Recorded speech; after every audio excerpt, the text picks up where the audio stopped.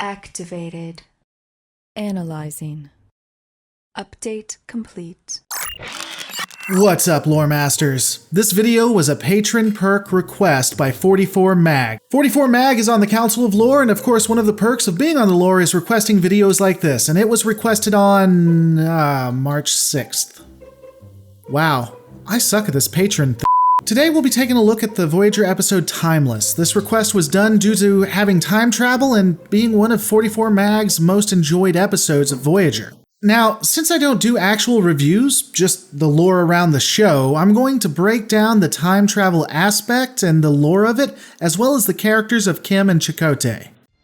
Before I continue, I want to say that even though I'm breaking this down to an unreasonable degree and I'm about to be very critical, this is a solid episode.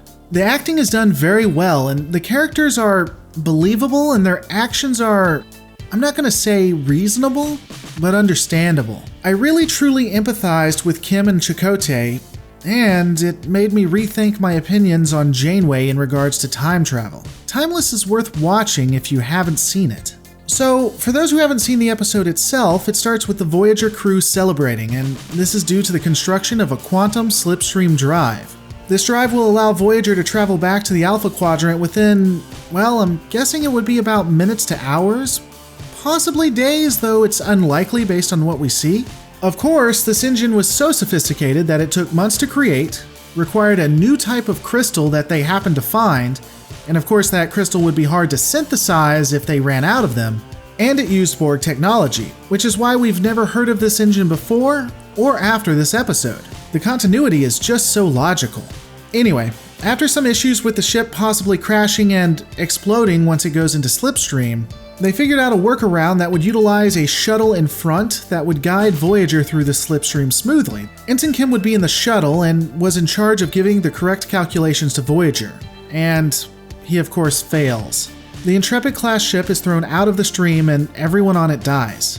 The shuttle isn't thrown out of the stream, however, and Chakotay and Kim both make it back to the Federation. And they're given medals and considered heroes throughout Starfleet.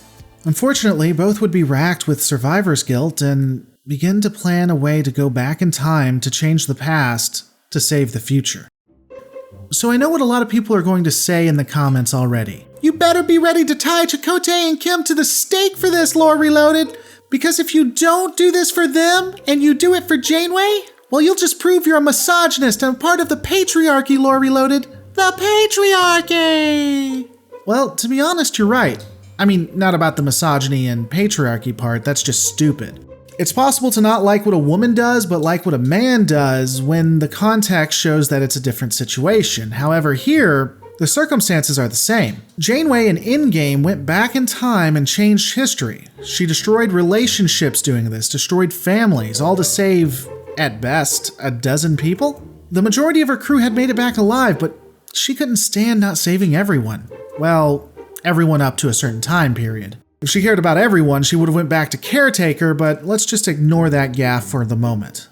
Okay, let's take a look at the damages done by Chakotay and Harry and look at their sins. Let's do some math first. Originally, Voyager had to make a 70,000 light-year journey when it first began its trip in caretaker, which was going to take them roughly 75 years. By the time we get to the episode Timeless, it had been about 4 years out of that 75-year journey. We also know that the future where Chakotay and Kim survive but Voyager is destroyed is another 15 years, so it's roughly 19 years since the event. So if Voyager started its trek home in 2371, we simply add the 4 years they had already been on, and then the 15 years that Chakotay and Kim had to live with all of this, and it makes it about 2390. We don't know much about this alternate timeline, but what we do know is that most likely the Dominion was still defeated. The Federation had made some success against the Borg given that they were salvaging Borg cubes, and even had gained Borg technology, including time travel technology that would let the Borg talk to other Borg in the future and the past. You know, the Borg have a knack for not using their technology to their own benefit or to win. It's really weird. And additionally, in this timeline, one of two things had to have occurred. Either the Federation had expanded to well beyond what we see in the early 24th century, encompassing the Delta Quadrant now as a part of the Federation territory, or they had massively enhanced their warp technology, possibly using the slipstream drive. I mean, consider. We know that when Voyager drops out of Slipstream, it had only cut out about 10 years from its journey, so that means that it would still have roughly 61 years to go. And yet, Chakotay and Kim are able to make it to the planet, and they are followed by another ship that could match them. A Galaxy-class ship, no less, an outdated ship that would have been replaced by the Sovereign years ago. Think about it. It really seems unlikely that they were traveling for about 61 years. I don't think LaForge would have followed them for that long. And they were also in the Delta Flyer, so that would have had the Slipstream drive. There's no way the Galaxy-class ship would have been able to catch up with them without similar technology. Starfleet had spread across the stars. Think of the amount of first contacts, the relationships, both professional and interpersonal, the expansion of technology, the children born from these relationships. Starfleet was now a presence in all of the quadrants, and from what we can tell, they were the dominant dog. And now, all of that was going to be wiped away for a crew of about 150 people. So are Chakotay and Kim as bad as Janeway? Yes. Do I consider them on the same footing? Yes. All three, Janeway, Chakotay, and Kim, all suffer from survivor's guilt. They wanted to save those who died when they didn't. They couldn't live with who they were, knowing that they had survived and the others hadn't. In fact, there's a great scene between LaForge and Chakotay where each have mutual respect for each other and understand what the other is going through. Chakotay wants to go back and save his crew, and LaForge wants to save the crew of this timeline and the Federation. Now don't get me wrong, one is obviously more important than the other, but still, you get where they're coming from. I suppose I should probably take a moment to briefly discuss the Temporal Prime Directive at this point. This won't be a complete breakdown of such a policy, just a brief discussion. If there's enough interest, I may try to break it down into a full video, but that seems like a pretty hard thing to do given that we don't have a lot on the subject. We know that the Temporal Prime Directive was established either in the late 23rd century or, more likely, in the early mid-24th century. This directive prevents officers from directly intervening with historical events, and even requires them to maintain the timeline. Furthermore, officers in fact have to try to prevent any impacts to the timeline, if they can. We also know the directive existed in the 30th century and most likely was more nuanced at that time, so why didn't the Time Police stop Chakotay and Kim? I don't have any real solid evidence or explanation for this, and if I'm being honest, my bet is that it's the same reason that they didn't stop Kirk, Janeway, Picard, and others. Even though the temporal accords required that they attempt to stop and save the timeline, there were probably exceptions. The most reasonable explanation they would do this is that stopping certain events would cause a much worse fate for everyone.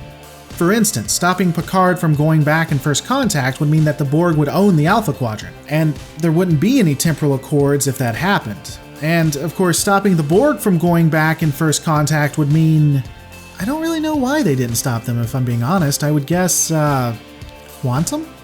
Now yes, this is somewhat hypocritical of the temporal powers in the 30th century to pick and choose what they want to save and what they don't, but sometimes you have to be hypocritical to do the right thing.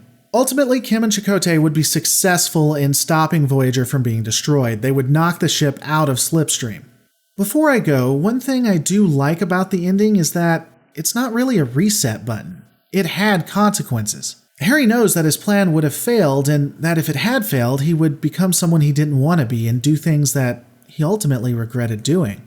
Harry would be changed by this event.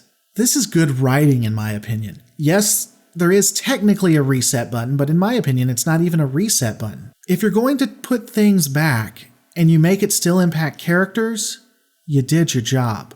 But those are my thoughts. What are yours? Are Harry and Chakotay as guilty as Janeway? Are any of them guilty, really? Did you like Timeless? Let me know in the comments below, and I'll see you on the next Lore Reloaded. Thank you so much for watching this video. This is actually the YouTube cut. If you'd like to see the Lore Reloaded Producer's Cut, which includes actual clips of the shows with more videos to help with context, consider becoming a patron for as low as $1 a month.